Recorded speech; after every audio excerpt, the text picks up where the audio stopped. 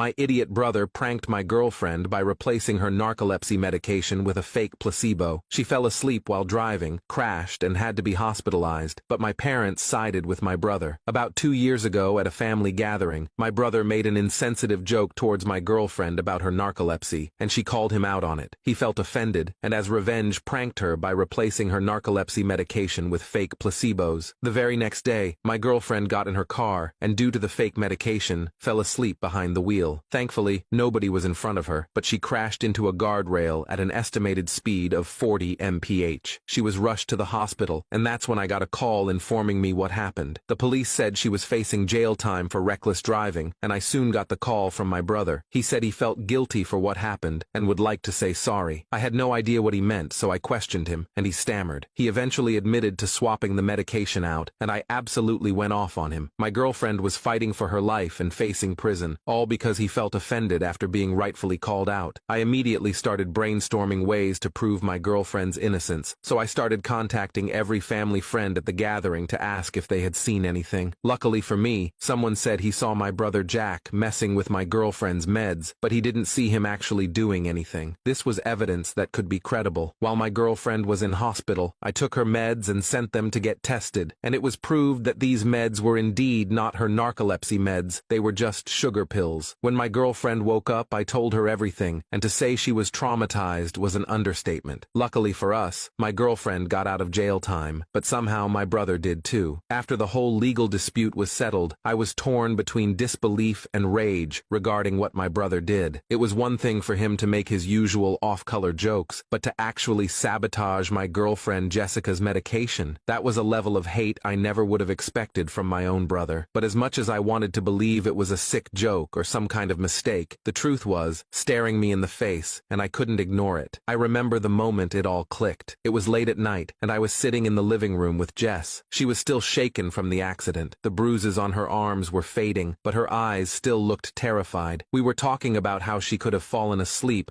despite taking her medication as prescribed, and I could see the fear in her eyes. She feared not being able to trust her own body anymore. I still didn't want to believe that my brother did this to her, but there was no denying the truth. He was angry that she had called him out in front of everyone, so he decided to teach her a lesson that nearly cost her her life. That night, I couldn't sleep. I kept running through every memory I had of Jack. I thought about the times we'd spent together as kids, the stupid pranks we pulled on each other, the arguments that always ended with us laughing. But now, all I could think about was how he could have unalivered the woman I love, all because he couldn't handle being called out for his behavior. The next day, I decided I needed to confront him. I couldn't just let this slide. I needed to hear from his own mouth why he did it, and if he even understood the gravity of what he'd done. So, I drove over to his apartment. My heart pounded in my chest from nerves and anger the entire way. I didn't know what I was going to say, but I knew I couldn't let him get away with this. When I got there, Jack opened the door with his usual grin, like nothing was wrong. But as soon as he saw the look on my face, his smile faded. He knew why I was there. I immediately asked him if he messed with Jess's medication. He didn't answer at first. He just looked at me, and his eyes darted around. This was the first time in this whole debacle I had confronted him like this, because every other time I was too busy either staying at my girlfriend's hospital bed or trying to prove that he did it. I never had the time to just confront him like a man. He stood there blankly, then sighed and admitted what he'd done. He said he wanted to scare her and make her think twice before mouthing off again. He hadn't just scared her, he almost took her life from her. He claimed that it wasn't supposed to go that far and eventually apologized, but I couldn't take it anymore. Sorry, didn't cut it. I told him what he did was unforgivable. He told me I was selfish for cutting him off for one mistake and tried to convince me that I was overreacting. I couldn't keep him in my life after this. I turned, walked out of his apartment, and slammed the door behind me. I didn't trust myself to stay in that room for another second without doing something I'd regret. As I drove home, my mind was racing. When I got back to our place, Jess was waiting for me, her eyes red from crying. I sat down next to her and told her what I just did. She didn't say much. She just nodded and stared at the floor. I could see how much this hurt her and how betrayed she felt. It wasn't just the fact that Jack had tampered with her meds. It was that someone she trusted, someone who was supposed to be family, had done this to her. That night, we decided we needed to step back from everything, from Jack, my family, and all the drama. We needed time to process what had happened and figure out how to move forward. We agreed to cut contact with Jack completely. There was no way we could have him in our lives after what he'd done. But cutting ties with Jack Jack wasn't as simple as we'd hoped. When my parents found out what had happened, they were furious. Not at Jack, but at us. They called me to come over to their house to talk, and I brought Jess with me. Before I could get out a word, they started fussing. They couldn't believe we were turning our backs on family over what they called a stupid mistake. They kept saying that Jack didn't mean things to go so far,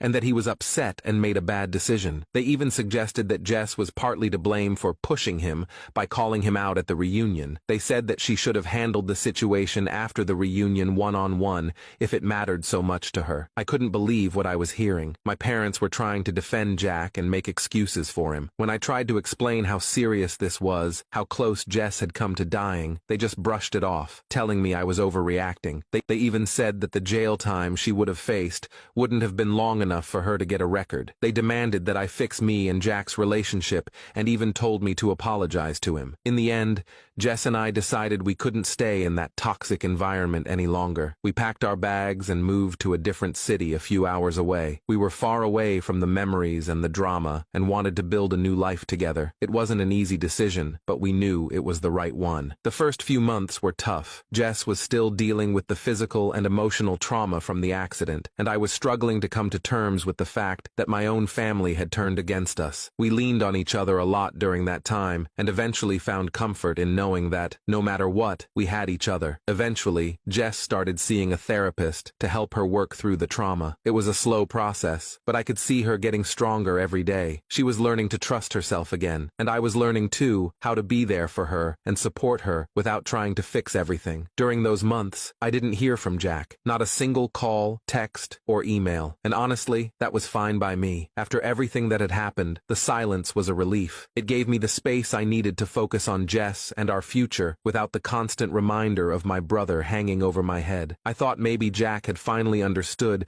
that what he'd done was unforgivable, that there was no coming back from it. Then, out of nowhere, I got a call from him. I was at work, in the middle of a meeting, when my phone buzzed in my pocket. I looked down at the screen, and my heart skipped a beat when I saw Jack's name flashing there. For a second, I just stared at it, frozen. I hadn't expected to hear from him, especially not after all this time. The last thing I wanted was to deal with this in the middle of the day. I let it go to voicemail. I'd done everything I could to shut that chapter of my life, to put it behind me. But there he was, trying to claw his way back in. When the meeting finally ended, I slipped into an empty conference room and pulled out my phone. There were 3 missed calls from Jack and a voicemail waiting for me. My hand hovered over the play button, hesitating. I wasn't sure if I was ready to hear his voice again, or if I could handle whatever excuse or apology he was about to throw at me. But curiosity got the better of me, and I pressed play. He said he was sorry and wanted to explain. He sounded very desperate, but the more messages he left, the more I felt the walls I'd built around myself starting to crack. Jessica and I felt like we were healing, and since we were in a new city, we didn't have to worry about Jack messing up our new lives. In the end, I let the calls go unanswered, and the voicemails piled up in my inbox. It was the hardest decision I'd ever made, but it was the only one I could live with. So, I silenced my phone and got back to work. Life moved on, and so did I, and as the days passed, the calls slowly stopped. My parents, on the other hand, were relentless. They kept calling, leaving messages about how I was tearing the family apart and how I needed to come to my senses and make amends with Jack. In the end, I had to make a hard decision. I blocked their numbers and cut off all contact. It hurt like hell, but I knew it was the only way Jess and I could move forward. We needed to focus on ourselves and our healing without the constant pressure from my family. Slowly, but surely, things started to get better. Jess was progressing in therapy, and we were adjusting to our new life in the city. We found a nice apartment and made some new friends. We talked a lot during those days. We made a promise to each other that we would always be honest and always communicate, no matter how hard it was. That promise became the foundation of our relationship, the thing that kept us strong even when everything else felt like it was falling apart. Of course, there were times when I missed my family. Holidays were especially hard, knowing that everyone was together while Jess and I were alone. But I knew that going back wasn't an option. A year passed, then 2, and slowly, the pain started to fade. Jess and I found our rhythm. We traveled, explored new places, and made new memories. And with every new experience, the past felt a little further away. But just when I thought we were finally in the clear, something happened that brought it all rushing back. It was a cold day in December when I got a letter in the mail from my parents. I almost didn't open it. Part of me didn't want to know what they had to say, but curiosity got the better of me. The letter was long, filled with apologies and explanations, but the gist was this: they wanted to see us, talk talk things out, and try and rebuild our relationship. At first, I didn't know what to think. I wanted to believe they were sincere and that they'd finally come around and understood why we'd had to leave. But another part of me was skeptical. Was this just another attempt to sweep everything under the rug and pretend nothing had happened? Jess and I talked about it for a long time. She was supportive as always, telling me that whatever I decided, she'd be there with me. In the end, I decided to give it a shot. I wasn't sure if I could ever truly forgive them, but I was willing to hear them out. We arranged to meet at a small cafe in the city where Jess and I had made our home. I was nervous as hell. My heart pounded as I walked through the door, but when I saw my parents sitting there, looking older and more worn than I remembered, some of that anger melted away. The conversation was awkward at first. My parents apologized for not supporting us and not understanding how serious the situation was. They admitted they'd been wrong to side with Jack initially. It wasn't everything I needed to hear, but it was a start, and in that moment, I realized I didn't need their approval